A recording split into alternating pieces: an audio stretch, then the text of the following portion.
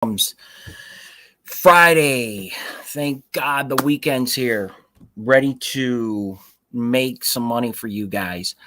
If you went to the Bleacher Bum Facebook page, the early games were posted. We had the Philadelphia Atlanta game as our best bet, and we are rocking it out so far. We had the Philadelphia money line over Atlanta, and then we had over 6.5 runs. Even though they had Aaron Nola going, we just felt that we're going to about the third or fourth inning. Braves are going to be running into pitching issues, and that's exactly what's happening. Spencer Strider.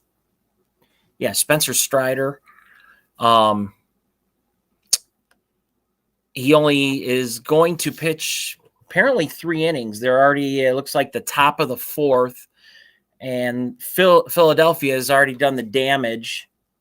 We predicted between the third and fourth innings, somewhere in there, we'll start to get to them, and that's exactly what's happened. It's 6-0.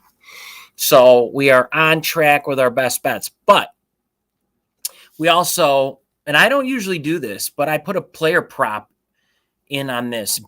Bryce Harper over 1.5 total bases.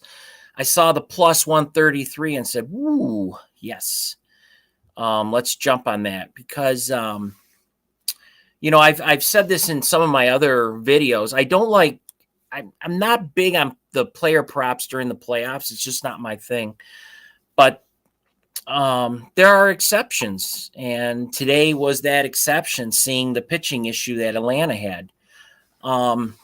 So far in 4 playoff games this year, Bryce is 6 for 14, 2 doubles, home run, and that's after an 0 for 3 in Game 1 of the wild card series. He's 0-4 in his career against the Braves starter Spencer Strider.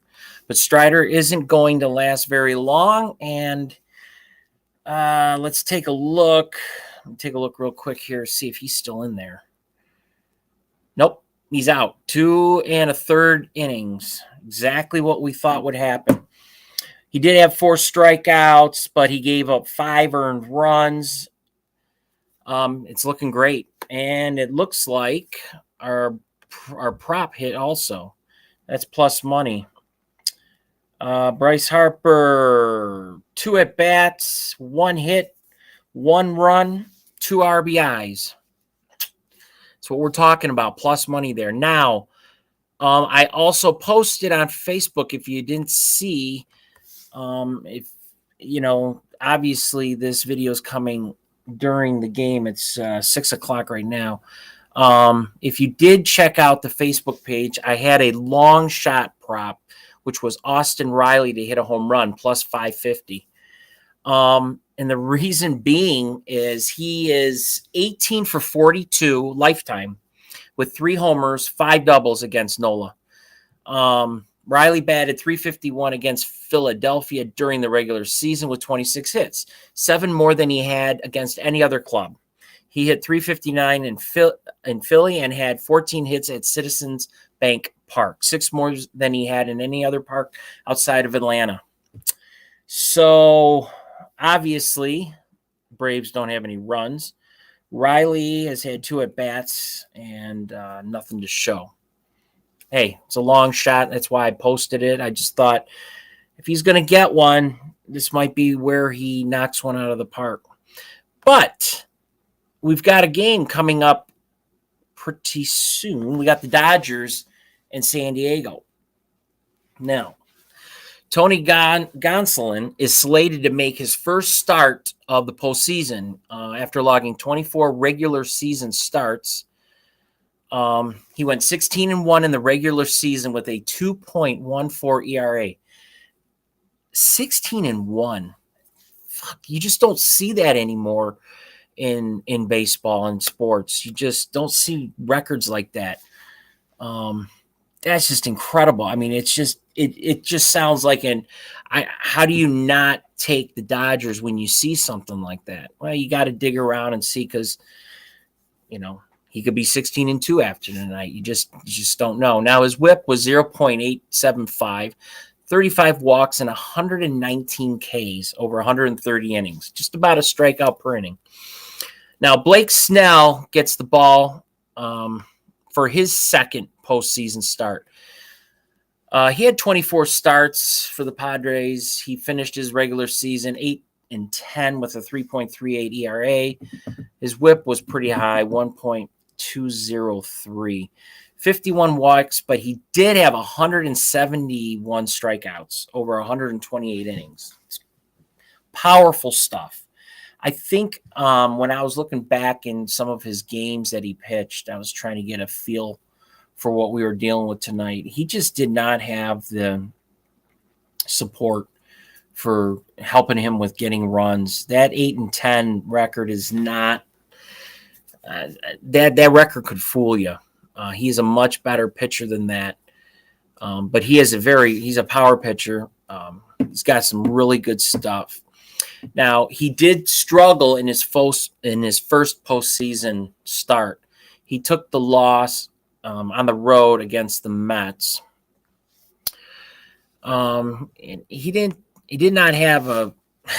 really have too good of a game. He threw 3 1/3 innings, allowed 2 runs, 4 hits, 6 walks, 5 Ks, and they lost 7-3. Now, this one could be a simple battle with the bullpens. Gonsolin has thrown just 2 innings in the majors since going on the DL on August 23rd. Meanwhile, Snell's averaged 5.1 innings per start over the course of the regular season and went only 3 1/3 frames in his first postseason start of the year. That could force both Dave Roberts and Bob Melvin to their bullpens, something that they, really don't care to do. They're trying to save those bullpens as much as they can. If that's the case, we've seen teams see their bullpen thrive in one game and wilt in one in the series. However, the Dodgers relievers don't have the mileage that the Padres relief corps do, in part due to not having to play in the wild card round. Now, San Diego won game 2, but I need to see them beat the Dodgers again before I can have full faith in them. I'm a huge Tony Gwynn fan. Always liked the Padres. It goes all the way back to the 70s. I grew up in Detroit and never really got to see much of the West Coast sports. I was a big Griffey Jr.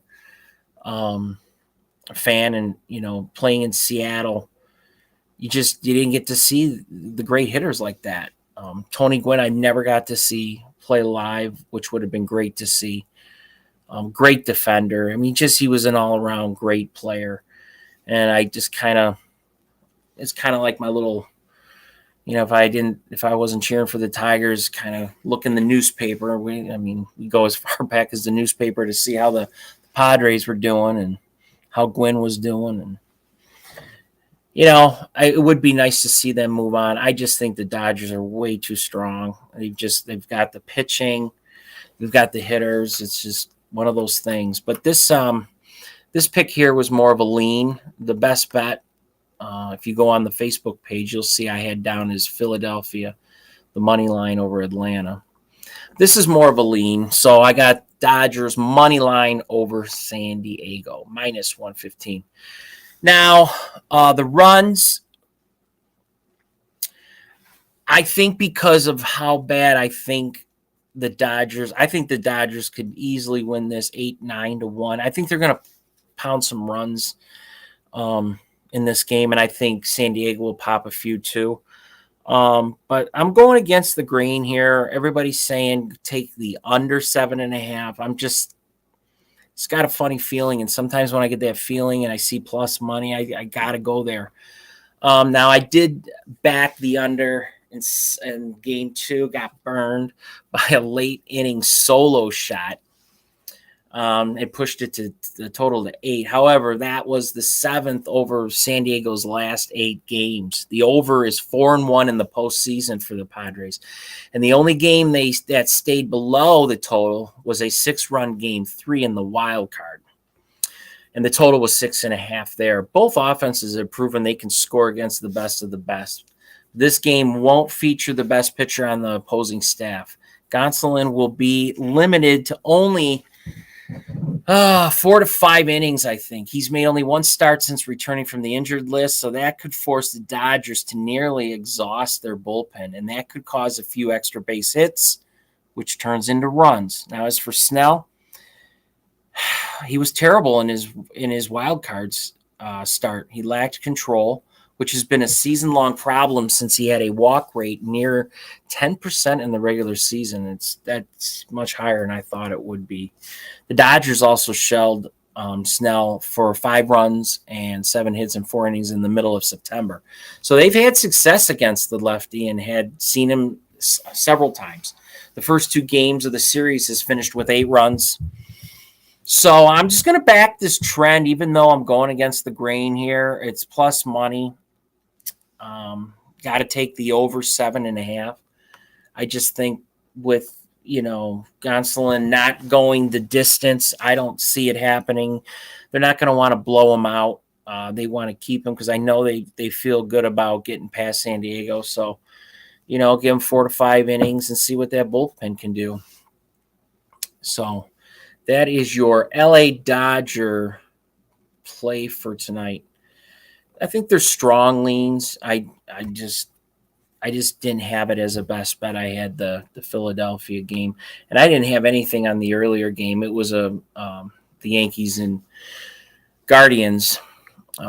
Just didn't feel anything in that game. It was a makeup game from yesterday, so I bypassed that whole game altogether. If I don't feel good about a game, I'm not going to post anything.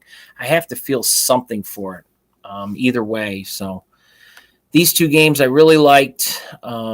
So let's run with that. Dodgers, money line, and over 7.5 for tonight. Now, keep an eye on, I'm going to post tonight's college football video, and I will also put together a college game day video for you for tomorrow. Got your 4 best bets. I've got a top 10 list. I've got a bunch of leans. I got FCS picks too. I'm doing really well with the smaller schools. Those are tough to handicap because there's very little information you can get on them. But proof is out there. It's all posted on Facebook. I post wins, losses, everything. I'm very transparent. So please hit like. Please subscribe. Help me build this channel. I believe in it. I think we can make a lot of money together. So I will see you on the other side. College football coming up next.